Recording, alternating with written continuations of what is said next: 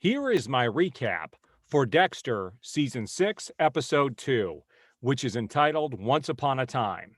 All right, we're introduced to a new character in this episode by the name of Sam, who is a convicted felon.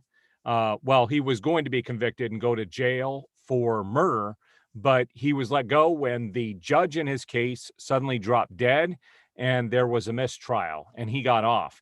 And ever since then, he's been acting as a preacher trying to fix things in his life and be a help to others. Dexter kind of gets wind of this guy and decides to go after him. And throughout the whole episode, he's on his way to take Sam down for killing this individual and is following him. And one night, the night that he goes to follow him, he watches Sam walk into somebody's house. He hears a gunshot. Sam walks out, has a body with him, puts him in the trunk. Dexter follows him back to where this guy has his car shop. He fixes vehicles during the day, and that's where he's got all of the people that work for him, his flock, as he calls them. And Dexter follows him there and is cornered by a dog after he watches Sam bring this body back into the building. Well, Dexter is cornered out there, and that's when Sam comes out and asks who's there. And Dexter says it's me, because Dexter went to him early in the day to drop a car off, and that's how he got Sam's information and wanted to find out a little about him. And he goes, "Oh, I forgot my clicker to my garage. I need to pick it up."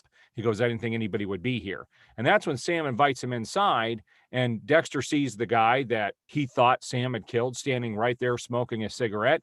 And it come to find out Sam had just gone to grab him. The guy tried to shoot at him, and he is making amends for the things he's done in the past. And so Dexter lets him go. But Dexter does get another kill, because in that scene where he's there with Sam in the shop, there's a gang that basically shows up and wants to kill Sam. Dexter helps. He intercedes and actually stops one of the guys from causing trouble. They all leave, and during that confrontation, Dexter finds out that one of those, the leader of that gang, was actually a murderer. And so Dexter goes off and kills him. And when Dexter kills him, the guy says, "All my people are going to come after you." So there's this kind of an interesting side story there with Sam, and there's going to be more with Sam in this upcoming season. And Sam was actually played by Mos Def, which is interesting. He's got a pretty good on-screen presence. And it's funny because since Dexter, I really haven't seen him do a whole lot of stuff. So I'm kind of wondering where he disappeared to. He's going to be a big component of this season. We have Dexter's son, who is now starting to recognize that Dexter has a box inside his air conditioner. And by the end of the episode, it's kind of why it's titled Once Upon a Time, is Dexter says, "This isn't a fairy tale. My son is now starting to notice everything I do. Things don't end well for monsters." And he actually gets his son Harrison his own box to put his toys in, to get his mind off of what Dexter is doing. And Dexter is making a vow to keep that side of himself a secret from here on forward. Now, we've got a lot to do with Dexter's sister. There was a lot that happened in this episode. A lot of it seemed kind of all over the place, but there's a lot that happened. So we've got Deborah and we've got Quinn. Quinn asked her to marry him at the beginning of this episode, and she doesn't want to marry him. Throughout the episode, she's very on and off. She likes the relationship that they have. They have a falling out. So by the end of the episode, she's now sleeping over at Dexter's house, and Quinn doesn't want her back at the house because she said no.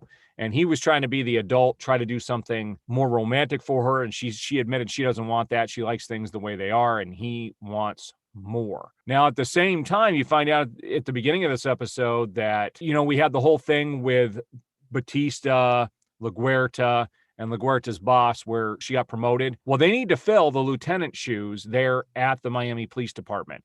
And LaGuerta says she wants Batista to be in there because he can be her right-hand man to make sure that everything stays on track. Well, her boss has other ideas and decides to put Deborah in as lieutenant, and this kind of surprises everybody. Batista's happy about it because he knows she's a good person, but things are going kind of off the rails, and this totally destroys the relationship with Batista and his ex-wife, LaGuerta. So there's some interesting dynamics going on there. We also had Masuka, who brought in that blonde girl as his assistant after the other guy passed out in the previous episode. And so she's there helping him, and they kind of figure out where these snakes that might have where those snakes could have come from out of that body in the last episode. We had the body come up on shore that had been stitched up. And that does lead us to the last storyline. We've got this new killer. We've got Edward James Olmos, and we have Colin Hanks, who is playing a guy named Travis in the show. We find out Travis has a sister that he's pretty close to, his older sister. Travis may be part of some kind of a religious cult there with Edward James Olmos. Again, they cut to them a couple of times throughout the episode with nothing coherent really going on. We do find out that Edward James Olmos is punishing Colin Hanks' character. I'm going to call him Travis from now on because he's kind of wavering in his thoughts. He wants to brand him or burn him with what are those rebars that he put in a fire. So there's some interesting dynamics going on. They talk about the end of the world. They talk about how nobody else can be saved and that they're a part of something.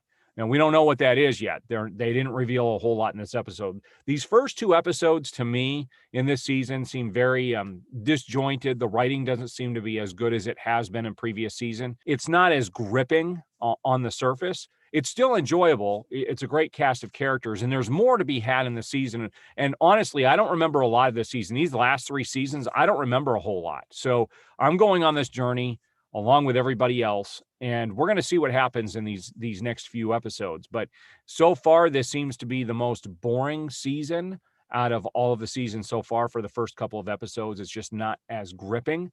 It doesn't mean the season's going to be terrible, but you can definitely tell that they did change hands with the creative department, and it's just not quite the same. So we're going to see what happens in these next few episodes, but that's my recap for this episode. Like I said, a lot of little storylines going all over the place. We'll see what happens on episode 3. My review for that will be up shortly. I do appreciate it.